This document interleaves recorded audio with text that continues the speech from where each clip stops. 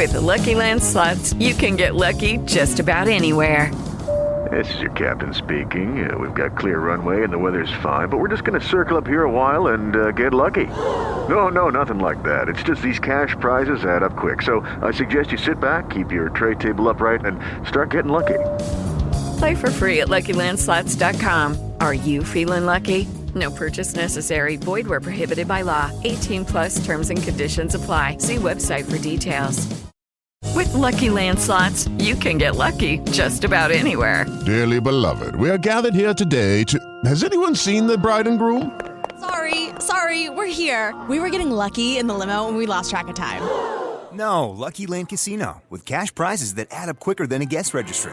In that case, I pronounce you lucky. Play for free at LuckyLandSlots.com. Daily bonuses are waiting. No purchase necessary. Void where prohibited by law. 18 plus. Terms and conditions apply. See website for details. From Hollywood, it's time now for... Johnny Dollar. Mr. John Dollar? Yes? Western Union, I have a message for you from New York. Oh? Please proceed Northern Hotel, Clinton, Colorado, as soon as possible. Yeah? Building irregularities suspected affecting several insurance companies. Will advise. Regards. Signed, Albert Davies, Chief Investigator, United Adjustment Bureau, New York, New York. Uh-huh. Would you like that mailed to you, Mr. Dollar? No, don't bother. Can you take an answer? Go ahead. To Albert Davies, Chief Investigator, United Adjustment Bureau. You have the address. Confirming. Exact time of arrival to follow. Sign that, Johnny Dollar.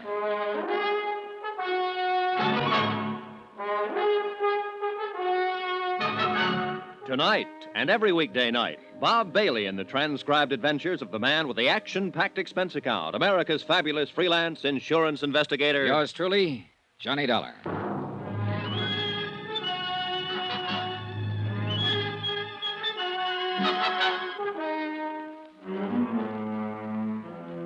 Expense account submitted by Special Investigator Johnny Dollar to the United Adjustment Bureau, New York City, New York.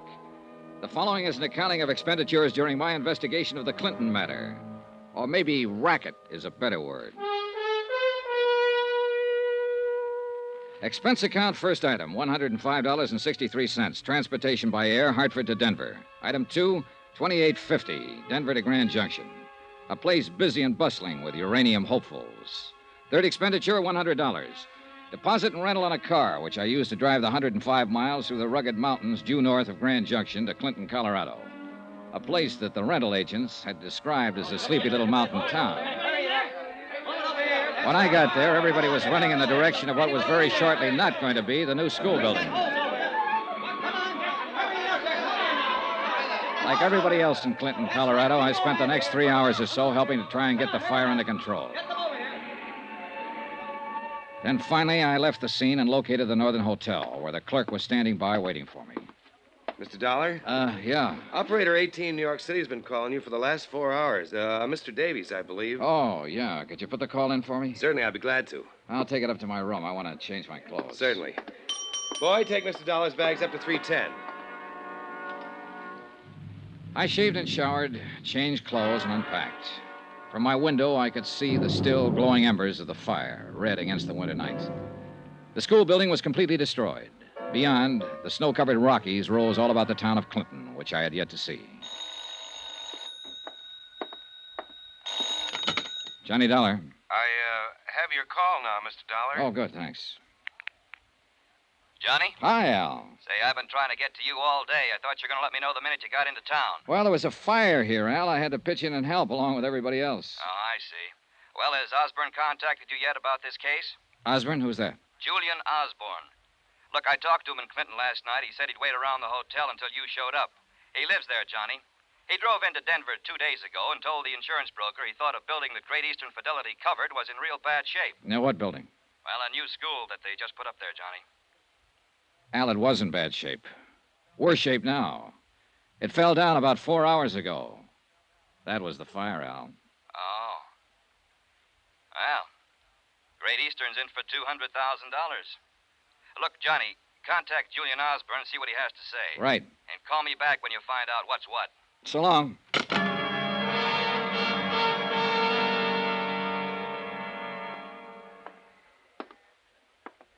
Yes, Mr. Dollar, may I help you? Yeah. Do you have a city directory here in Clinton? We aren't that small. Here it is, right here. Good. After all, we have 14,263 people. Okay, thanks. I know most of them, Mr. Dollar.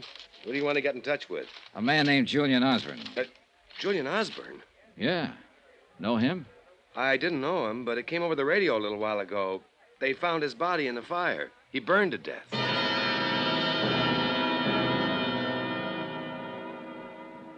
A 4-block walk down the icy streets of the town took me to the sheriff's office, and face to face with a heavy-set, owlish-looking man named Doherty. Sheriff Paul Doherty. He smiled professionally until I got around to inquiring about Julian Osborne. Oh. Well, you his family? No. I made the trip here to Clinton to see him especially, though. I just heard he was killed in the fire. Yes, too bad about Mr. Osborne. I don't quite understand about it, though. He was school janitor. Oh. What was your business with him, Mr. Dollar? Insurance investigation. Oh? Yeah, Osborne reported the possibility of something wrong with the new school. He did? To who? To our brokers in Denver. That's why they sent me out here. Well, your trip was for nothing, then. Maybe. Well, you'd think if he had anything like that on his mind, he'd have come to me, wouldn't you? Yes. Did he? No, used to pass him on the street. Never said a word. Uh-huh. Where's the body? Morgue. I wouldn't go over there, son. I want to contact some of his family, his friends. Well, that might be hard to do. No family here, no close friends. Used to prospect for a living until he got kind of old. Then he took the job janitoring. Lived right there in the basement of the school. City'll bury him. I see. How long had he worked at the school? 6 months since the place was built. Mm-hmm. Who hired him? Principal, Florrie Hawkins. Florrie Hawkins. Where can I find her? Lives on Pearson Street. That's 1 block over and 2 blocks to your left. Number 326. 326 Pearson, huh? That's right. And son. Hmm? Bad night to go calling on her.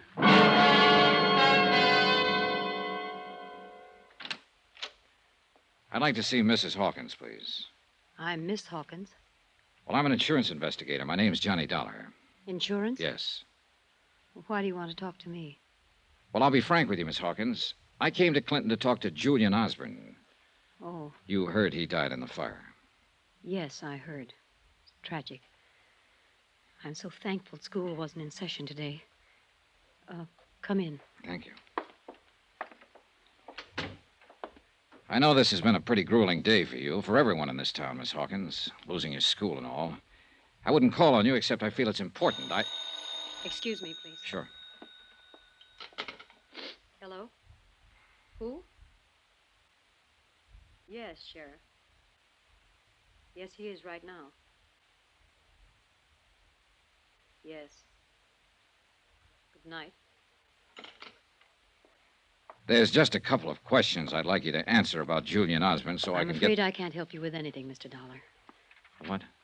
You'll have to go now. Well, look, now, wait a minute. If you'd only... I don't want to be impolite, but I'm tired. Very tired. Yeah, sure. That phone call wore you out.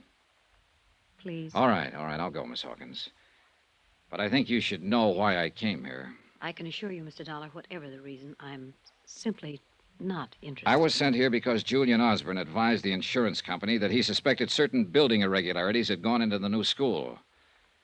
Miss Hawkins, did Mr. Osborne ever mention anything like this to you? No. Now, will you Do you have an idea to whom he might have confided such information here in Clinton? No. I rather think he was imagining things. You noticed nothing irregular yourself? No, of course not. Mm-hmm. Would that call you just had from Sheriff Doherty cause you not to notice anything? Is that all? I'm dreadfully tired. Thanks for your time. Oh, Miss Hawkins. Yes? If Sheriff Doherty calls again, tell him I'm at the Northern Hotel. Northern Hotel. Good night, Mr. Dollar. Expense account item 4, $10.80. 1 long-distance call to New York. I got Al Davies out of bed and told him the fate of Julian Osborne. Davies requested me to stay on in Clinton to see the matter through. About 11 o'clock that night, I walked over to the site where the new school had once stood. A few firemen and policemen were still around, searching the ashes by the light of lanterns and spotlights. One of them told me the cause of the fire had not yet been determined. I started back to my hotel. Turning a corner by an alley, 2 men in dark clothes were holding a third man in a sheepskin. A fourth man was giving him the works. Hey, just a minute here. Come on, let's get out of here, boy. There, easy now, easy now. You need some help, mister. Everybody needs help. But let me tell you who I am before you help me. Maybe you won't want to. Easy, just take it easy now. I'm David Baines. You're from out of town, aren't you? Yes. I thought so. I architected that school that isn't anymore.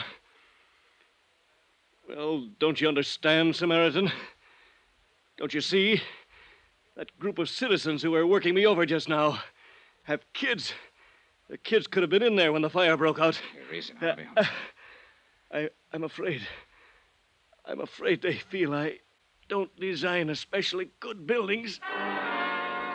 I took David Baines over to my hotel room, still half unconscious from the beating. I sent the bellboy out for bandages, iodine, and something to take off the chill. While I was patching him up, I was thinking how he'd stood there and taken that beating. Stood there in sight of half a dozen policemen and firemen and let them do that to him. Yeah, try a little more. Thanks. Who are you? Johnny Dollar, insurance investigator. I came here about the school. I see. Do you want to beat me up, too? Company you're working for will be liable. Want some more of this? What'd you say your name is? Dollar. Johnny Dollar. Mr. Dollar, I'm in a curious position. I designed the school. I planned every feature of it. But I had nothing to do with the building. You don't believe me? I wish you'd explain that. A week before they broke ground, a very important thing happened to me, Mr. Dollar. I went to Europe. I couldn't pass it up. It was a chance to study for another year under some men I'd admired all my life. Consider it a scholarship, Mr. Baines. That's what he said. Who said? The man who paid my way to Europe. His name was Roy Vickery. So I went to Europe, and I studied. I came back, and my building was all built. Now it's burnt down. I'm a local boy who's made bad. Very bad. Who's Roy Vickery? The contractor who built it. I better talk to him. Yes, talk to him by all means. You represent a rich and powerful company, Mr. Dollar. But in Clinton, you're wasting your time. You'll learn no facts, no information, nothing helpful from anyone here. Particularly Roy Vickery. You're in a tight, hot, mean little burg, Mr. Dollar. All right, let's have it. Was that building fired on purpose? I just told you. You won't find out anything in this town.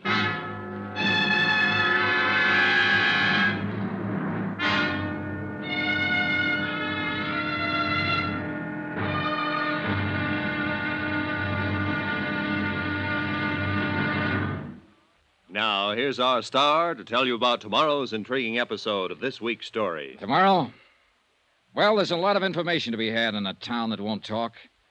And there are times when the silence screams all over the place. Join us, won't you? Yours truly, Johnny Dollar.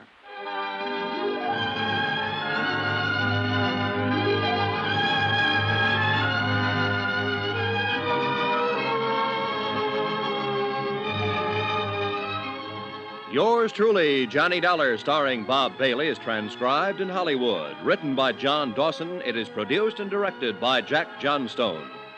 Be sure to join us tomorrow night, same time and station, for the next exciting episode of Yours truly, Johnny Dollar. Roy Rowan speaking.